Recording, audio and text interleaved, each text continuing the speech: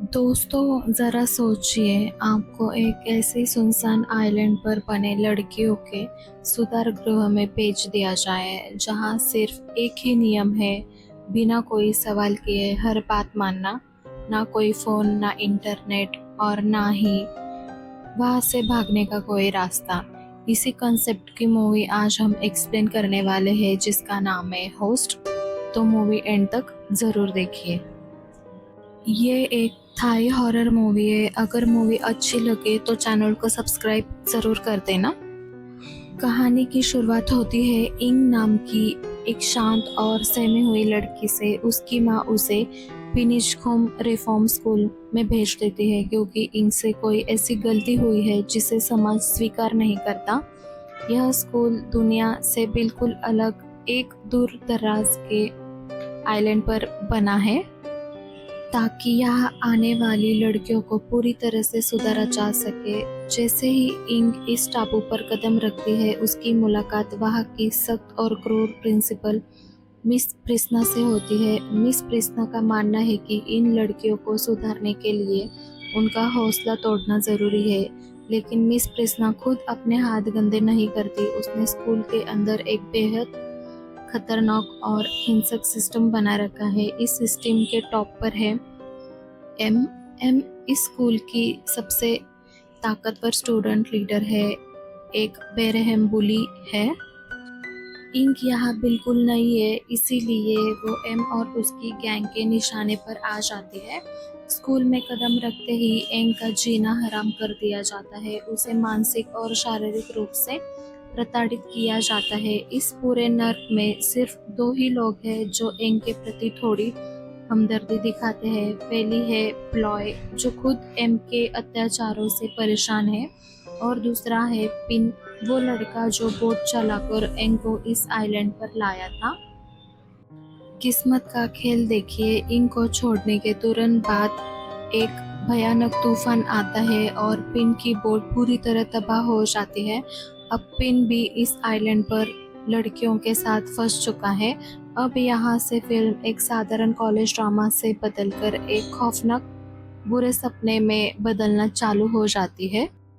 इंग के आने के कुछ ही समय बाद स्कूल में बेहद अजीब और डरावनी घटनाएं घटने लगती है। शुरुआत छोटी चीज़ों से होती है, जैसे परछाइयों का दिखना, अचानक हवा भारी हो जाना, लेकिन जल्द ही यह खेल खूनी रूप ले लेता है। जब भी एम और उसके गैंग इंग को किसी कोने में घेर कर मारने की कोशिश करती है, तो कोई अदृश्य भयानक शक्ति बीच में आ जाती है। इंग को हाथ लगाने की कोशिश करने वाले पुलिस के साथ भयानक और जानलेवा हादसे घटने लगते हैं।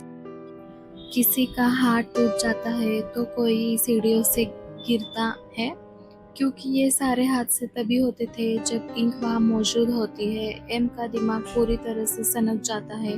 वो पूरे स्कूल में शोर मचा देती है। इंक एक चुड़ैल है और उसके ऊपर कोई साया है। देखते ही देखते पूरी यूनिवर्सिटी इंक के खिलाफ हो जाती है। लेकिन कहानी का सबसे बड़ा सस्पेंस क्या है जानते हैं?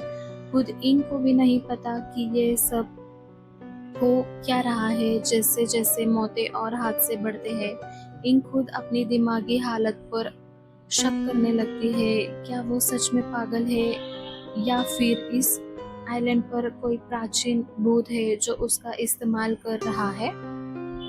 दोस्तों, इस फिल्म के असली रोमांच को समझने के लिए हमें थाईलैंड की एक बहुत पुरानी मान्यता को समझना होगा, जिसे मेसू कहा जाता है। थाई लोक कथा के अनुसार मेसू एक रक्षक, गार्डियन मदर स्पिरिट होती है जो नवजात बच्चे की बुरी ताकतों से रक्षा करती है।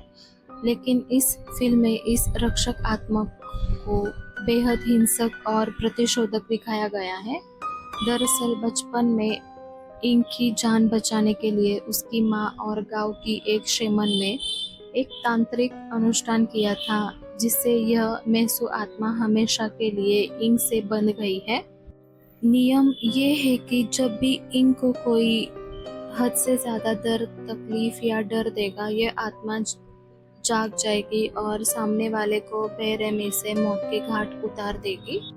फिल्म का क्लाइमैक्स तब शुरू होता है जब एम इंग और पिन की नज़दीकियों से जल भूनकर इंग को हमेशा के लिए रास्ते से हटाने का प्लान बनाती है। वो इंग को एक सुनसान जगह पर जाल में फंसा लेती है, लेकिन इस बार एम की क्रूरता सारी हदें पार कर देती है और इसी वजह से इंग के अंदर का डर और दर्द अपने चरम पर पहुंच जाता है। फिर क्या था, मेसू अपने सबसे विकराल और खौफनाक रूप में प्रकट होती है। इसके बाद जो तबाही मचती है उसे देखकर आपके रोंगटे खड़े हो जाएंगे।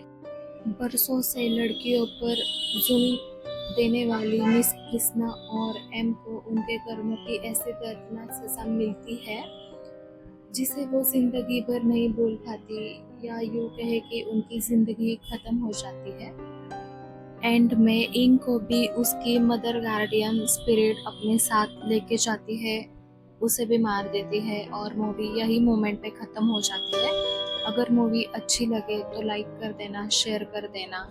मिलते हैं नेक्स्ट वीडियो में।